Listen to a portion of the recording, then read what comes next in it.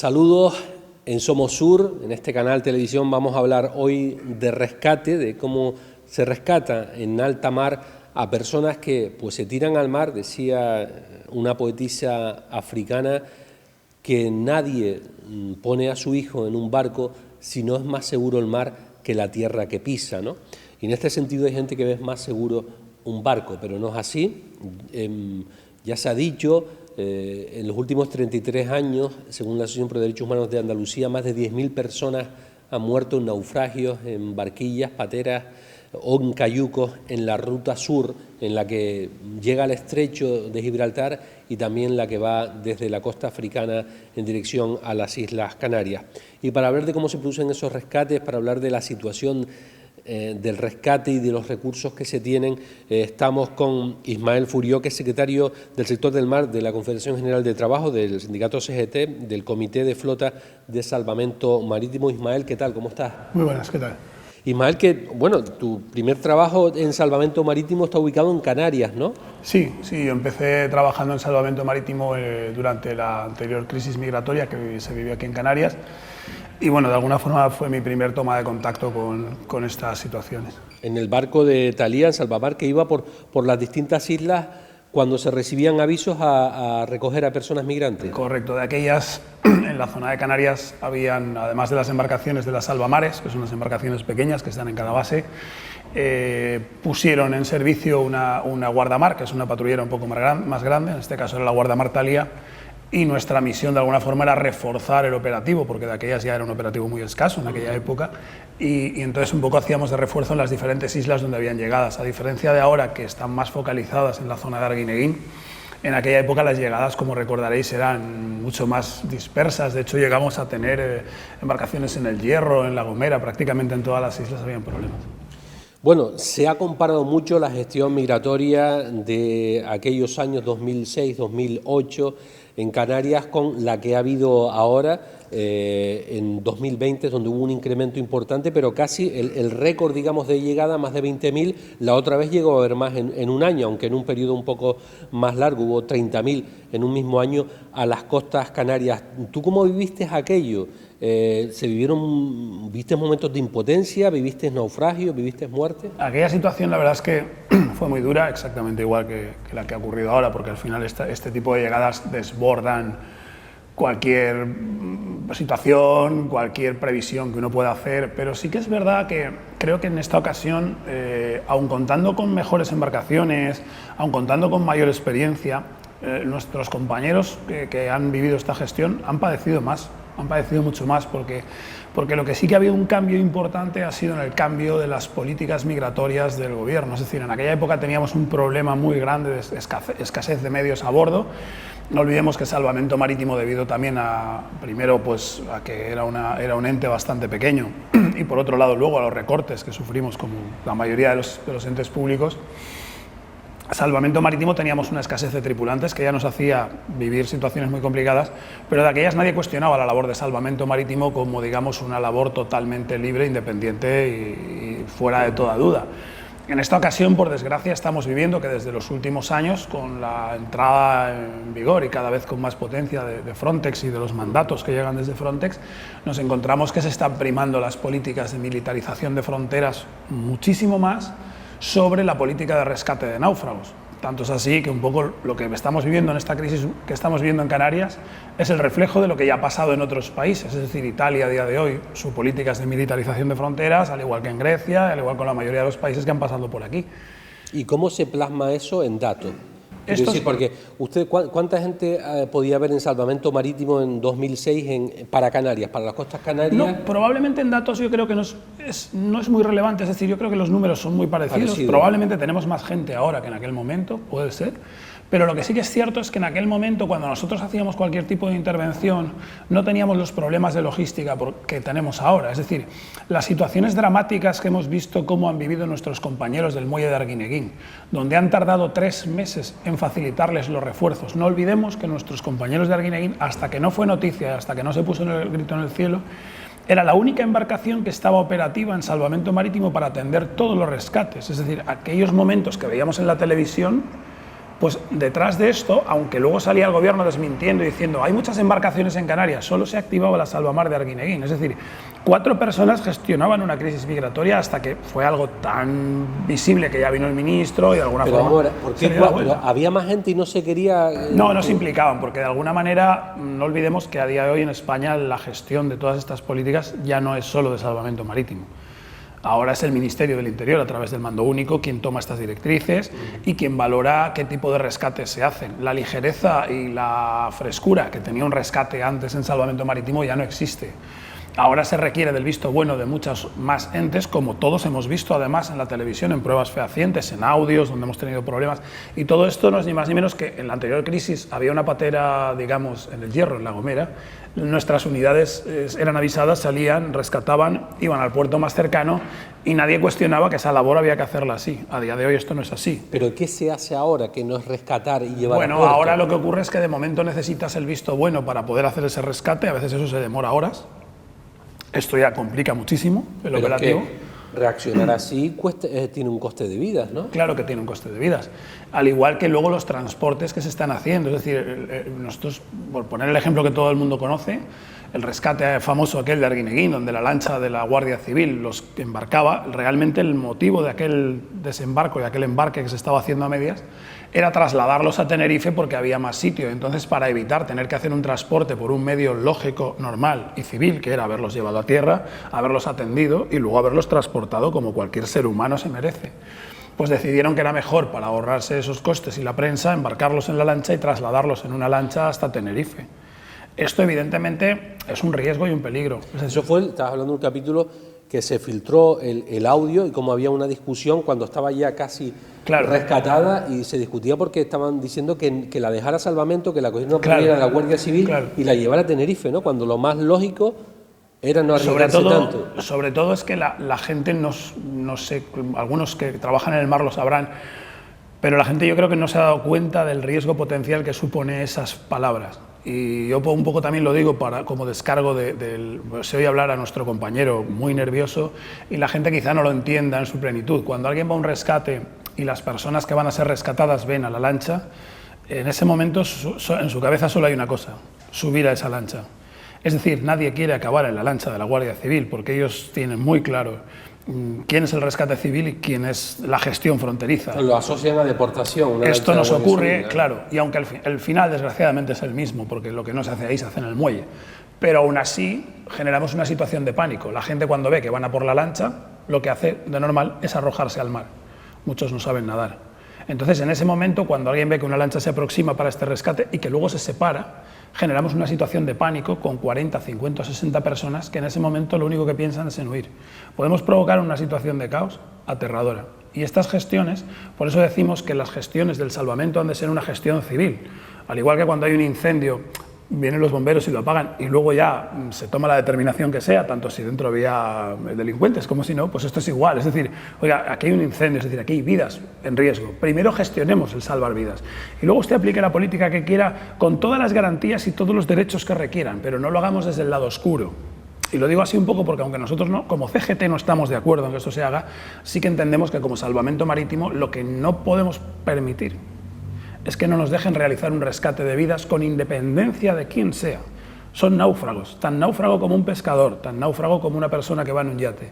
Esa gente necesita auxilio en la mar, necesita ser puesta en tierra, atendida y garantizados todos sus derechos, como mínimo. Y a partir de ahí, evidentemente, acaba la labor de salvamento marítimo, por desgracia, y comienza la labor de otros ministerios que nosotros ya no podemos entrar. ¿Estoy en maniobra, qué? Sí, Héctor, nos han dicho del CSRC que va a ser la Río Segura quien los coja, cambio, y los lleva para Tenerife. A ver, los tengo en la banda ahora, tía. ¿Qué hago? ¿Los suelto? Se supone que los tiene que coger la Río Segura para llevárselos a Tenerife. ¿Tú no tienes contacto con la Río Segura, cambio? Pero ¿cómo me dicen esto si tengo esto aquí a la banda ahora? Dios mío, me cago en la hostia puta. Río Segura, me encalinan. Río Segura, Salvamar. Sí, adelante. A ver, ¿lo vas a recoger tú o yo? Nosotros no tenemos conocimiento de que lo tengamos que recoger nosotros. Salvamento Las Palmas, Salvamar Mencaninán, estoy en maniobra con el cayuco en la banda. Dime qué hago ya. La instrucción que tenemos del CSRC es que lo tiene que los va... ¡Pica los cabos, Mario! Se cambio. Mira, esto no se puede hacer, ¿eh? Ya yo pico aquí los cabos, pero vamos. Aquí hay que tomar decisiones antes de llegar la embarcación de rescate a la zona, ¿eh? Ya, pero esto lo acaban de decir desde el CSRC. Me parece perfecto. Yo estoy jugando con vidas en la banda, tío. Río Segura, Salvamar Mencalinán. Sí, mira, Río Segura, adelante. Todo tuyo. Espera un momento, por favor, espera un momento.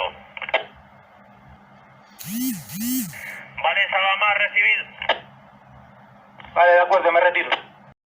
Pero se habla también que en la mar ha habido devoluciones en caliente por parte de la Guardia Civil, de las patrulleras, ponerse a hacer como de paso fronterizo y ordenar a la patera dar la vuelta y regresar a Marruecos. Eso ocurre, ha ocurrido. Ocurre, claro que ocurre. Y hasta incluso la propia Guardia Marroquí, que también no olvidemos que, por ejemplo, aquí no, pero por ejemplo en la zona de Alborán y de Estrecho tienen un papel ya muy activo. De hecho, salvamento marítimo, aunque no se dice en la televisión, prácticamente se nos ha relegado a un plano de carácter folclórico en algunas zonas donde prácticamente solo salimos cuando no hay más remedio, sino que ahora lo que se está primando es la gestión de fronteras y sobre todo en manos de la Guardia Marroquí y de la Guardia Civil o hasta incluso del Ejército. Todo esto está complicando mucho la seguridad de estas personas. Salvamento marítimo, que se sepa, nunca ha sido cómplice, digamos, de una deportación, de una devolución en caliente en alta mar, en la línea que estás comentando de la Guardia Civil. Salvamento marítimo, hay una gran diferencia, que es un poco lo que nosotros abogamos por defender, y es que no olvidemos que Salvamento Marítimo es un cuerpo civil que forma parte del Ministerio de Fomento.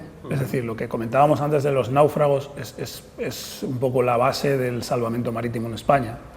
Salvamento Marítimo atiende náufragos. Nosotros jamás valoramos la gestión fronteriza, con lo cual nuestra misión es sí rescatar, poner en aguas seguras en el puerto más cercano a la persona y ya está. Lo otro es omisión del deber de socorro, ¿no? Efectivamente. Decir, en nuestro caso, caso, a alguien a que vuelva al mar sin saber cómo está el mar, ¿no? Es más, o hasta incluso la demora, es decir, cuando entra en parte la gestión migratoria por parte del mando único, de vamos a esperar a ver quién recoge, es que cuando hay una urgencia no se puede entrar a ese tipo de disquisiciones, no podemos valorar a ver quién va, sino que quien tiene los mejores medios tiene que ir, y si pueden ir los dos, pues mejor que vayan los dos. Es decir, estamos hablando de muchísimas vidas en la mar y esto es imperativo, y un poco lo que estamos intentando trasladar desde los tripulantes de Salvamento Marítimo, porque ni siquiera la dirección de Salvamento Marítimo lo traslada, porque de hecho desde hace ya mucho tiempo ni siquiera les permiten hablar de estas cuestiones, ya no hay pateras para ello en el Salvamento Marítimo.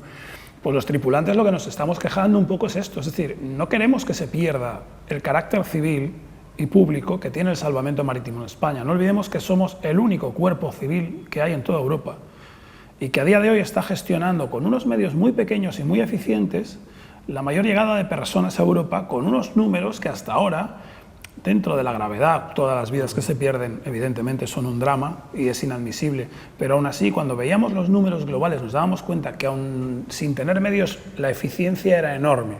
Y ahora vemos que pese a haber entrado en escena muchos más actores, tanto de otros países fronterizos como pueda ser Marruecos, Frontex, con todo este aumento de la pompa y el boato que ha habido, lo que ha ocurrido que es, por un lado, lo que ellos nos transmiten, han bajado las llegadas, pero por otro lado han subido las muertes y las pérdidas. Y ha subido sobre todo el silencio de muchas pateras que nunca se supo dónde están. Y esto es muy preocupante, porque si las pateras han reducido las llegadas a la mitad y sin embargo los números de problemas y de muertes han subido, esto quiere decir que esta gestión, como gestión humanitaria del salvamento, es un auténtico fracaso y un auténtico matadero. El hecho de haber llevado la ruta migratoria a Canarias a día de hoy no es ni más ni menos que el final de un vía crucis terrorífico, que empezó en el estrecho de Gibraltar, donde la gente cuando quiere cruzar al otro lado, la gente no es tonta, la gente no juega con su vida gratuitamente. El cruce del estrecho es de apenas unos pocos kilómetros. Y gracias a la militarización del estrecho desplazaron este flujo migratorio al mar de Alborán. En el mar de Alborán hablamos de cientos de kilómetros. El aumento de las muertes fue exponencial. El aumento de los problemas fue exponencial, llegando al pico en 2017-2018, donde todos los que vimos la televisión vimos lo que fue el mar de Alborán en esos años. Fue un auténtico matadero, una auténtica tortura, provocada más que nada por la política de militarización. ¿Y qué solución se dio? Militarizar también el mar de Alborán, hasta conseguir algo que es prácticamente la atrocidad más grande que se han hecho en los últimos años, reabrir la ruta canaria, que es un suicidio. La ruta canaria, que se considera la ruta de las más peligrosas que va de sin África duda, a Europa. Sin duda, la más peligrosa. No olvidemos dos cosas. La distancia de la que estamos hablando en la mayoría de las ocasiones es de centenares de kilómetros por una costa donde apenas hay no es la costa española, evidentemente, como era el Mar de Alborán, estamos hablando de la costa marroquí. La costa marroquí no hay medios de rescate ninguno en todos esos cientos de kilómetros, donde la gente navega bastante alejada de la costa para llegar a las Canarias, donde existe una corriente que es la corriente del Golfo, que a poco que te desvíes y tengas un problema, te va a introducir en el océano y vas a desaparecer, con lo cual ni siquiera vas a dejar rastro. Todos hemos visto, por desgracia, fotos de cayucos con personas a bordo completamente secas del sol después de días de estar a la deriva sin que los hubiera visto nadie. Y por otro lado, un océano que todos los canarias y canarios saben lo que es. Es decir, en este momento que estamos hablando aquí, cualquiera que abra la ventana de su casa en Canarias va a entender lo que es una travesía en patera. Es decir, en este momento ahí fuera tenemos 15, 20 nudos de viento que provocan una mar que para una patera es un temporal. Es decir, una ola de 2 metros, de 1,80 m, para una patera sobrecargada con 80 personas, es dramático. Esto en el Mediterráneo no ocurre. Y sin embargo aquí está ocurriendo y es el resultado de estas políticas. 10.000 personas en 33 años, 10.000 muertes. ¿Crees que el drama sería mucho menor si hubiese una gestión menos militarizada y más humanitaria? Sin duda, sin duda. Hemos ido a mucho peor en estos últimos años. La gestión de salvamento marítimo hemos intentado hasta ahora, yo creo que ha quedado claro que con muy poco se puede hacer mucho siempre y cuando la voluntad sea buena. Es decir, el Salvamento Marítimo lleva 25 años realizando rescates de personas. Hasta ahora nunca habíamos tenido este grado de problemas. Para nosotros es nuevo. Sobre todo también es nueva la sensación de estar en el objetivo de disparo, hasta incluso de tus propios ministerios, donde se cuestiona tu labor, donde se llega a decir que realizamos unas labores que son el efecto llamada que hace que vengan estas personas y donde de alguna forma se cuestiona la eficiencia del propio servicio público que hemos montado. Hemos montado todas y todos los españoles para atender.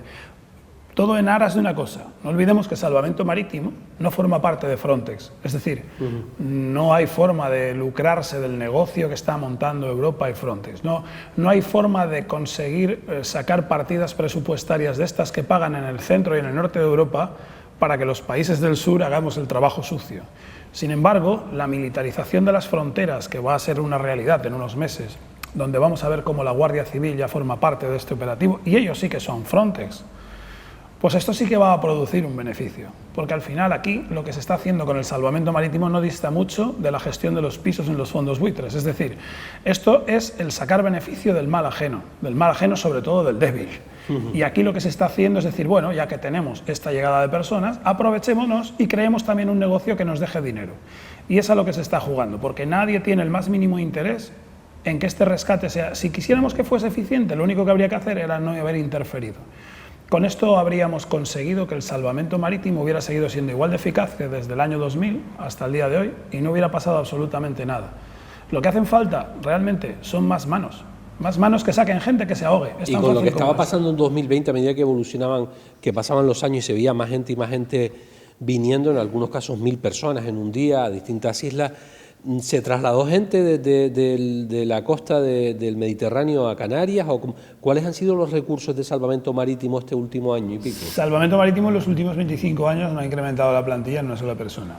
Eso es algo importante también a saber. Y lo más importante es que desde el año 2012 se le declaró a todo su personal a extinguir por la Administración. Es decir, todos los que estamos aquí sentados, todos los que formamos parte del Salvamento Marítimo, estamos declarados a extinguir. No ha habido un solo contrato en los últimos 20 años. Y esto nos está poniendo en una situación muy complicada. Es decir, hay un claro interés del gobierno. Se han repuesto las jubilaciones, no ha habido ningún No, es por personal eventual con contratos de 6 meses no prorrogables más de un año. Esto está generando una situación de precariedad y sobre todo una situación de que tenemos unas rotaciones enormes en un trabajo que evidentemente en cualquier oficio la precariedad es una lacra, pero hay oficios donde la precariedad no la podemos admitir ni un solo minuto. Es decir, en el caso del rescate de vidas, la precariedad también cuesta vidas, y muchas, porque evidentemente no es lo mismo estar en una embarcación de salvamento marítimo después de 10 o 12 o 15 años de haberte enfrentado a estas situaciones, a coger una persona que no ha trabajado nunca y evidentemente sus primeros años no va a ser eficiente. Entonces yo creo que un poco este abandono del salvamento marítimo o este relegarnos, que un poco es la pretensión que tiene este gobierno y este ministerio hoy en día, que es relegarnos a ese pequeño reducto folclórico de, bueno, estos se quedan para atender a los yates y a los 4 pesqueros que estén, y el tema de la gestión migratoria vamos a pasársela a Frontex para conseguir dinero. Yo creo que eso es un poco el objetivo. Y eso también forma parte de lo que tú comentas, es decir, el no poner más gente, el no preocuparse de convertirlo en algo que valga la pena, el solo invertir en bienes muebles, como estamos viendo este año. Este año el presupuesto de salvamento marítimo, después de la gestión que hemos visto, yo quiero dejar patentes 2 datos. El primero es, se ha entregado un premio a la labor de salvamento marítimo hace unos pocos días aquí en las islas. A este premio se ha invitado al director general de la Marina Mercante, que a día de hoy es importante que la gente sepa que es el principal responsable de que no se puedan aumentar las plantillas, porque dijo que no hacía falta y que él no lo iba a potenciar nunca. Sin embargo, ni siquiera se les ha dado un toque de atención o un toque de enhorabuena a esos tripulantes de Arguineguín, a los tripulantes de las guardamares, que están aquí todavía trabajando silenciosamente todos los días. Pues nadie ha contado con ellos. Han sido los grandes desconocidos. Ha tenido que venir gente desde Madrid, desde grandes despachos, a una pompa y a un boato, eso por un lado. Por otro lado, la única decisión de aumentar presupuestos en salvamento marítimo en las zonas de frontera, como en este caso de Canarias, ha versado en mandar 19 millones de euros, que hubiera sido un presupuesto más que suficiente para cubrir los gastos de todas las tripulaciones, ojo, de toda España probablemente, más que de sobra durante años, para tener las tripulaciones necesarias. Pues esos 19 millones de euros se van a destinar a un proyecto que es el proyecto ISAR, que puede buscar cualquier persona, para instalar drones que localicen embarcaciones, manchas de petróleo, pateras. Es decir, de nada valen los drones, de nada valen los barcos, de nada valen todos estos cachivaches si luego no hay manos que rescaten. No tiene sentido decir, es que ahora puedo encontrar una patera a 60, 70 millas, ya, pero si al final lo que hace falta es tan algo tan sencillo como alguien que tienda una mano y que estire, nada más. Pues Ismael Furió, secretario del sector del mar de la Confederación General de Trabajo y presidente del Comité de Flota de Salvamento Marítimo, gracias por estar en Somos Sur. Gracias a vosotros por dejarnos expresar todo esto. Gracias.